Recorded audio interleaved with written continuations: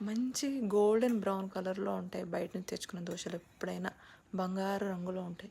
అలా ఎందుకు ఉంటాయి అని అంటే చిన్న చిట్కా. మనం పప్పు నానబెడతామా అంటే ప్రిపేర్ చేసుకుంటాం కదా. బియ్యం, నేనైతే దొడ్డు బియ్యం వాడాను, రేషన్ బియ్యం అనమాట. రేషన్ బియ్యం ఒక 1/2 కేజీ తీసుకున్నాం అనుకోండి, అందులోకి ఒక 50 గ్రాముల మినపప్పు అనమాట ఇది.